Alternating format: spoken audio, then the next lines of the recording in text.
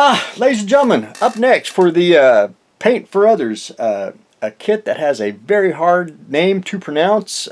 Some can say it, some cannot, and if I say it, pretty much get tongue-tied trying to say it because just can't pronounce it correctly. So I am going to call her the Evil Fairy Godmother. We are going to build her. Another 3D print kit. And I wanted to show this before I've only glued one part on her, and that's her arm. She does come in translucent, and her legs are they're tight fitting, so you don't really need to glue them if you didn't want to. Easy to paint if you wanted to go that. I, on the other hand, like to glue everything together just to, because if you get her together on her, and I don't know if you can see it, right through here there's a tiny little gap.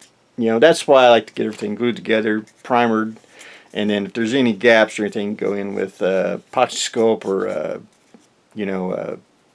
tulip just to smooth everything over. Anyway, there's her body.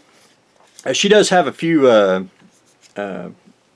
the gross spurts hit her legs, and I knocked it all down with not that one, 180 grit, and it took it off pretty darn good. She's very clean. Can't wait to prime her just to make sure that I can see what what else I need to do to it.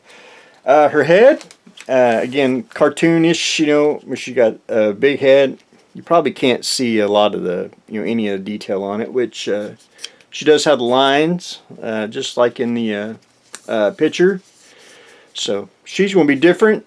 And one thing I got to point out is her legs fit, and her staff does fit. However, again, if I really had to do this, I would actually get like a metal pole, because I think it's it fits, but it's kind of loose. I'd get a brass rod to get that fixed in there. But anyway, I may have to leave this off to ship it. I don't really trust it quite yet, but I haven't really assembled it all, so we'll see what happens when it comes to the rod, or we'll try to replace it. We'll just see what happens. Her head, I got to explain this. She has one single mount. You can see the square and her square. If you first get this kit, it does not fit at all.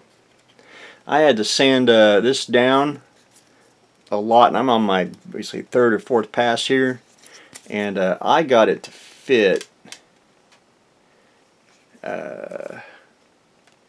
It's not totally flush. You can still see where the squared off.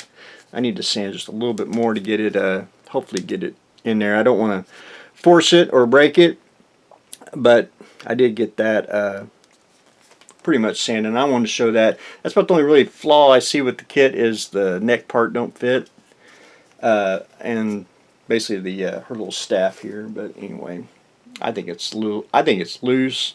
Now, if you was building it for home, and it may over time lean over, but other than that, and just seeing her like this, I thought when I first saw it, man, you do a little Twi'lek, the evil fairy godmother being a Twi'lek. That's just me thinking out loud. But anyway, I thought that would look pretty, because I saw the little light. But anyway, that's just me thinking. But anyway, the evil fairy godmother is up next. One more time, my little diorama room, I'm going to call it done. I need to add the little lamp, but I ain't quite decided what I want to do yet on it. And I didn't want to add too much to it. Didn't want to add I didn't want to over put a lot of stuff in it. I've seen a lot of dioramas where it's got so much detail in it, it just kind of like fades in. You really don't see it all, but there's just so much there to look at. And I wanted to get everything there, as to get the point across, and show basically a hobby room. Last thing I did add, you might be able to see it. little cell phone right there. I thought that would look, yeah, you know, always checking your phone next to your computer. I did put together the clear part, and I don't know if I mentioned it last time. It's not the best. If I would, if I had to do this again, I would try to go find me. Remember the old Beanie Babies?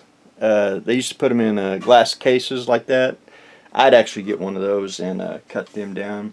But it fits. I kind of just tacked it on just to, you know, see if it fits real well, and it does.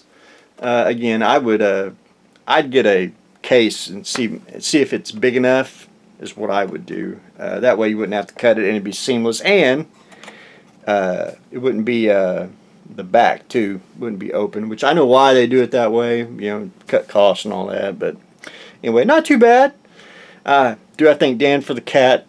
I think it's a nice little homage to my little assistant there, and I just think it's pretty darn slick. Anyway, that was fun. Looking forward to, I may do another one down the road, who knows, but we're going to have to find something else to build. And I don't know really what I want to do. I don't know if I want to do a kit, another little Dio model kit, or who knows, maybe something unique. But anyway, that's what I got going on today. Ladies and gentlemen, finishing up the, or did finish the little Dio model toy room. Probably take that to the hobby store, have that display it, and we are starting not her real name, the fairy evil fairy godmother. So that's what I got going on today. So stay tuned for the next exciting episode.